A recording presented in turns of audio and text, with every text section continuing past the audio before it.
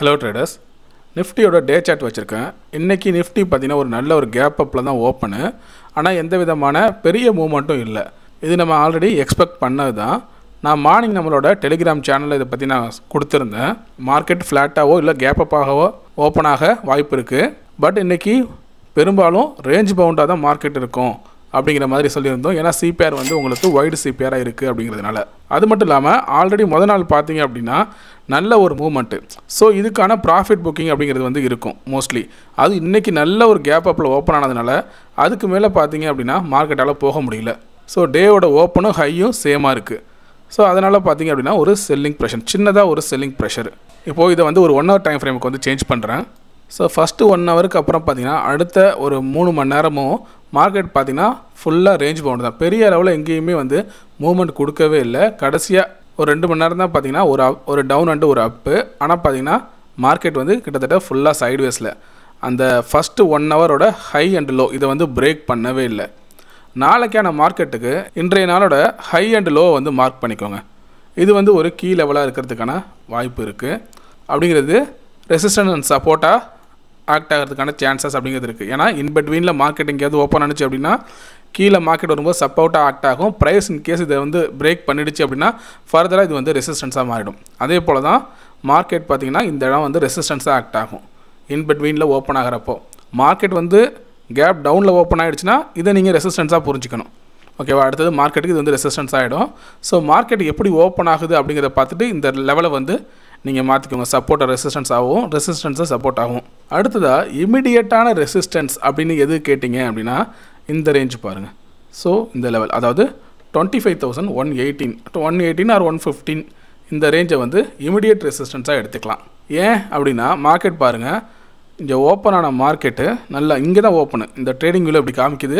ஆனால் ஓப்பன் அப்படிங்கிறது பார்த்திங்கன்னா 25,140 இந்த ரேஞ்சுக்கிட்ட தான் ஓப்பனு.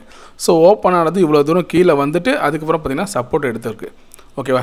அடுத்த கேண்டில் பாருங்களேன், இங்கே வந்து க்ரீன் கலர் கேண்டில் புல்லிஷாக முடிஞ்சிருக்கு. சேம் டைம் பையர்ஸ் வந்து புஷ் பண்ணி மார்க்கெட்டை மேலே கொண்டு போக ட்ரை பண்ணியிருக்காங்க.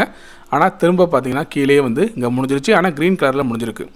அப்போது பையர்ஸ் இங்கே வந்து ட்ரை பண்ணியிருக்காங்க, மார்க்கெட்டை மேலே கொண்டு போக ட்ரை பண்ணியிருக்காங்க. ஆனால் அதையும் தாண்டி இந்த லெவலை பிரேக் பண்ணி தான் செல்லர் வந்து பார்த்திங்கன்னா மார்க்கெட்டை கீழே கொண்டு போயிட்டாங்க. அப்போது மார்க்கெட் மேலே போகணும் அப்படின்னா ஃபஸ்ட்டு இந்த ரேஞ்சை பிரேக் பண்ணி க்ளோசிங் வைக்கணும். 1 hour கேண்டில் அப்படிங்கிறது வந்து இந்த லெவலில் 25,118 இல்லைனா 120 இந்த ரேஞ்சை பிரேக் பண்ணி க்ளோசிங் வச்சா தான் ஃபர்தராக பார்த்திங்கன்னா மேலே போகிறதுக்கான சான்சஸ் அப்படிங்கிறது இருக்குது. இல்லை இந்த ரேஞ்சுக்குள்ளேயே ட்ரேட் ஆனிச்சுன்னா இது வந்து ரெசிஸ்டன்ஸாகவும் இது வந்து சப்போர்ட்டாகவும் வந்து ஆக்ட் ஆகும். இல்லை ஒரு கேப் டவுனில் ஓப்பன் ஆனிச்சு அப்படின்னா இது வந்து ரெசிஸ்டன்ஸ், ஃபஸ்ட்டு ரெசிஸ்டன்ஸாக இருக்கும்.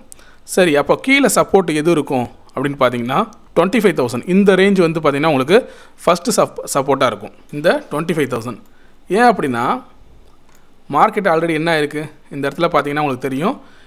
இதுக்கு முன்னாடி ஒரு ட்ரெண்ட் லைன் ட்ரா பண்ணோம் இல்லையா? 1 hour சார்ட்டில் பார்த்திங்க அப்படின்னா இந்த மாதிரி ஒரு ட்ரெண்ட் லைன் வந்து ட்ரா பண்ணியிருப்போம்.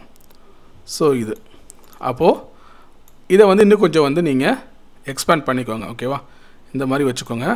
இன்கேஸ் மார்க்கெட் கீழே இறங்குனுச்சு அப்படின்னா இந்த ரேஞ்சில் எங்கேயாவது வந்து சப்போர்ட் எடுக்கிறதுக்கான சான்சஸ் இருக்குது. ஓகேவா? இதை வந்து நீங்கள் இப்படி போட்டுக்கிட்டாலும் ஓகே, அப்படி இல்லைனா இதை வந்து ஒரு ரேஞ்சாக இந்த மாதிரி ஒரு பாக்ஸாக இந்த மாதிரி போட்டுக்கோங்க.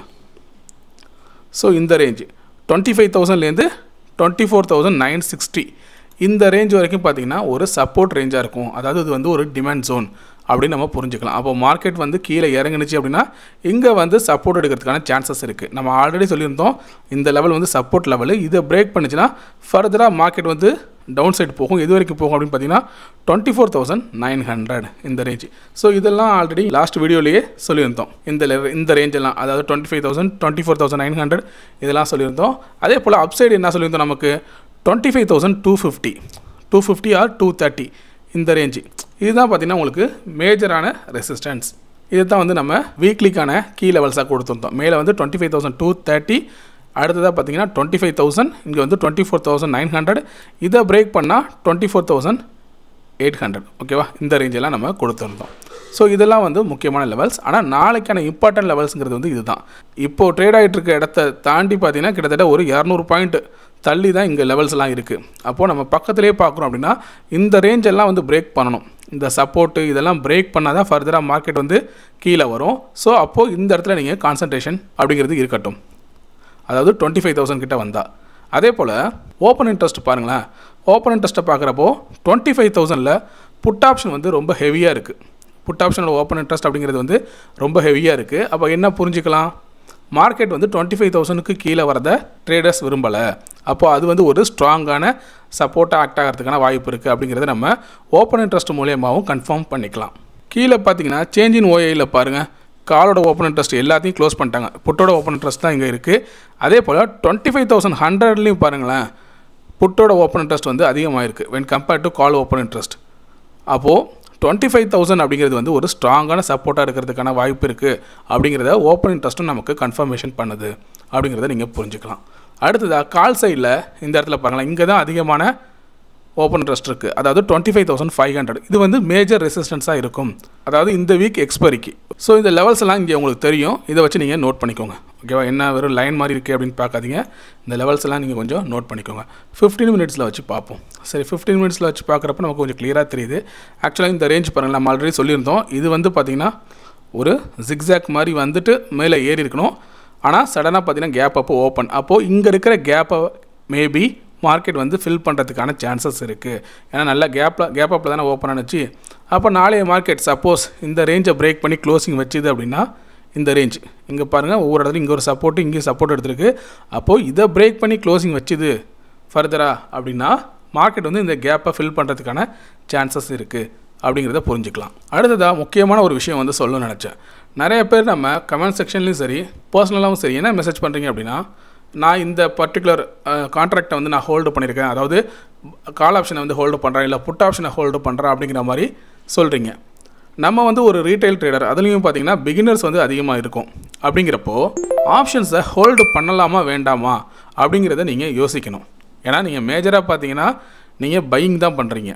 அப்படியே செல்லிங் பண்ணாலும் பெரிய கேப் அப்போ இல்லை கேப் டவுனோ மார்க்கெட் ஓப்பன் ஆகும்போது அதை அட்ஜஸ்ட் பண்ணுறதுக்கான கேபிட்டல் இருக்குமா அப்படின்னு கேட்டிங்கன்னா இருக்காது இல்லையா.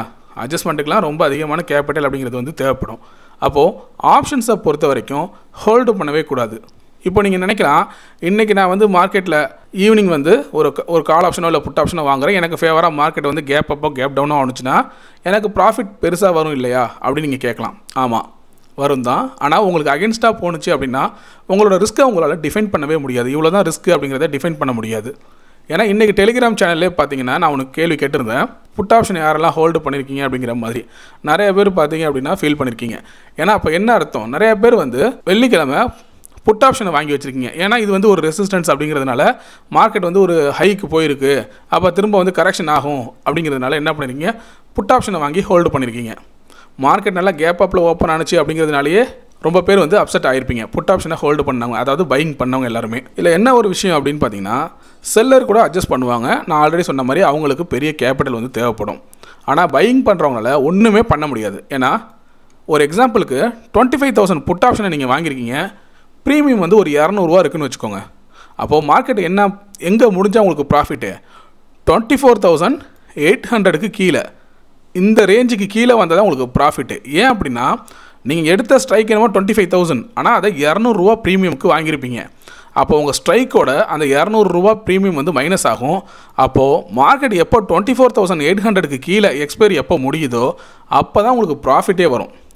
நீங்கள் நினச்ச மாதிரி இனிமேல் மார்க்கெட் கீழேயே இறங்கினாலும் இங்கே எங்கேயாச்சும் வந்து முடியுது எக்ஸ்பைரி எப்போ அப்படின்னா உங்களுக்கு ப்ராஃபிட் இருக்காது. ஸோ நீங்கள் ஒரு ஆப்ஷன் பையராக இருந்தீங்க அப்படின்னா ஆப்ஷன்ஸை ஹோல்டு பண்ணுறத கொஞ்சம் மாற்றிக்கோங்க. ஏன்னா எல்லாருமே ஒரே மாதிரி ட்ரேட் பண்ண மாட்டோம். ஒருத்தவங்க ஸ்கேல்பிங் பண்ணுவாங்க, ஒருத்தவங்க இன்ட்ராடே ட்ரேடிங் பண்ணுவாங்க. சில பேர் வந்து பார்த்திங்கன்னா ஆப்ஷன்ஸை ஹோல்டு பண்ணுவாங்க. ஆனால் எப்போ ஹோல்டு பண்ணுவாங்க அப்படின்னு பார்த்தீங்கன்னா ப்ராப்பராக ஹெட்ஜிங் பண்ணுறப்போ. ஹெட்ஜிங்கில் என்ன நடக்கும், நமக்கு பெருசாக ப்ராஃபிட்டும் இருக்காது, பெருசாக லாஸும் இருக்காது. ரிஸ்க் ரிவார்டு அப்படிங்கிறது வந்து இருக்கும். ரெண்டுமே டிஃபைன் ஆகிடும். நமக்கான லாஸும் இவ்வளோ தான், ப்ராஃபிட்டும் இவ்வளோ தான் அப்படின்னு டிஃபைன் ஆகிடும்.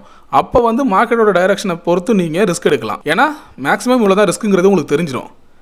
ஆனால் இந்த மாதிரி நேக்கடு பொசிஷனை பை பண்ணுறீங்க அப்படிங்கிறப்போ மார்க்கெட் உங்களுக்கு அகென்ஸ்டாக போணுச்சு அப்படின்னா உங்கள் ஒட்டுமொத்த ப்ரீமியமையும் நீங்கள் வந்து இழக்கிற மாதிரி ஆகிடும். அதனால் நம்ம பண்ணுற அந்த மெத்தடு, ட்ரேடிங் மெத்தடு வந்து சரியா இல்லை தப்பா அப்படிங்கிறத நீங்கள் தான் உணரணும். இதில் வந்து மற்றவங்க வந்து அவங்களோட ஐடியாவை சொல்ல முடியாது. இப்போ நானே எடுத்துக்கோங்களேன், உங்கள்கிட்ட வந்து சொல்ல முடியாது இதை பண்ணாதீங்க இதை பண்ணுங்க அப்படின்னு சொல்ல முடியாது. ஏன்னா ஒவ்வொருத்தவங்களோட ரிஸ்க் ஃபேக்டர், அவங்களோட கேபிட்டல், அவங்களோட நீடு எல்லாமே மாறுபடும். அப்படி இருக்கிறப்போ இந்த ட்ரேட் பண்ணாத, அந்த ட்ரேட் பண்ணு, அதை பண்ணாதீங்க, இதை பண்ணுங்க அப்படின்னு நான் சொல்ல முடியாது. ஆனால் நீங்கள் தான் அதை வந்து அனலைசிஸ் பண்ணணும். இப்போ நம்ம பண்ணிக்கிட்டு இருக்க அந்த மெத்தட் வந்து சரியா, இதை லாங் டேர்ம் சக்ஸஸ்ஃபுல்லாக கொண்டு போக முடியுமா அப்படிங்கிற மாதிரி. ஏன்னா நீங்கள் ஒரு ஸ்டாப் லாஸே போட்டு மார்க்கெட் ஹவர்ஸில் ட்ரேட் பண்ணுறீங்க அப்படின்னா ஒரு 10 பாயிண்ட் ரிஸ்க்கு, 20 பாயிண்ட் ரிஸ்க்குன்னு நீங்கள் டிஃபைன் பண்ணிவிடுவீங்க. ஆனால் இந்த பிடிஎஸ்டி மாதிரி பை டுடே செல் டுமாரோ இந்த மாதிரிலாம் நீங்கள் பொசிஷனை கொண்டு போகிறீங்கன்னா ஓவர் த பீரியடில் மார்க்கெட் கேப் அப்போ கேப் டவுன்லேயே ஓப்பன் ஆனிச்சுன்னா பெரிய லாஸை ஃபேஸ் பண்ணுவீங்க. அதுக்கப்புறம் மார்க்கெட் வந்து ஆவரேஜ் ஆனால் கூட பரவாயில்ல அப்படின்னு சொல்லிட்டு என்ன பண்ணுவீங்க, வாங்கின இடத்துக்கே வந்துருச்சுன்னா வித்துடலான்னு வெயிட் பண்ணுவீங்க. அது மேலும் மேலும் கம்மியாகிட்டே இருக்கும். ஏன்னா ஆப்ஷன் பையிங்கை பொறுத்த வரைக்கும் இந்த டைம் டிகேன்னு ஒன்று இருக்குது, அது உங்களுக்கு அகென்ஸ்டாக தான் இருக்கும், தீட்டா. இதை பற்றி ஆல்ரெடி நம்ம நிறைய வீடியோவில் போட்டிருக்கோம். ஸோ ஆப்ஷன்ஸில் ட்ரேட் பண்ணுற நீங்கள் நிறைய விஷயத்தை வந்து ஃபோக்கஸ் பண்ணணும். ஆப்ஷன் கிரீக்ஸு, ப்ரீமியம் கால்குலேஷன் எப்படி பண்ணுறாங்க, ப்ரைஸிங் மாடல்னால் என்ன, இது எல்லாத்தையும் தெரிஞ்சுக்கிட்டு நமக்கு எது வந்து பெனிஃபிட்டாக இருக்கும் இதிலெல்லாம் கொஞ்சம் ஃபோக்கஸ் பண்ணுங்கள். நிறைய பேர் என்ன பண்ணுறோம் அப்படின்னா பிளைண்டாக மார்க்கெட் மேலே ஏற போகுதா உடனே கால் ஆப்ஷனை பை பண்ணலாம், மார்க்கெட் வந்து கீழே வர போகுதா உடனே புட் ஆப்ஷனை பை பண்ணலாம், இந்த மாதிரி தான் ஒரு ஐடியாவோடு பண்ணிக்கிட்டு இருக்கோம். அதை தாண்டி ஆப்ஷன்ஸில் இருக்கிற மற்ற விஷயங்கள்லாம் என்ன அப்படிங்கிறத ஃபோக்கஸ் பண்ணி அதை கொஞ்சம் லேர்ன் பண்ணுங்கள். அதுக்கப்புறமா டிசிப்ளினாக ட்ரேட் பண்ண கற்றுக்கோங்க. ஸோ இந்த வீடியோ உங்களுக்கு பிடிச்சிருந்துச்சு அப்படின்னா லைக் பண்ணுங்கள், உங்கள் ஃப்ரெண்ட்ஸ்க்கும் ஷேர் பண்ணுங்கள். உங்களுக்கு ஏதாவது சந்தேகம் இருந்தால் கமெண்ட் பண்ணுங்கள். மறக்காமல் சப்ஸ்கிரைப் பண்ணுங்கள். தேங்க்யூ.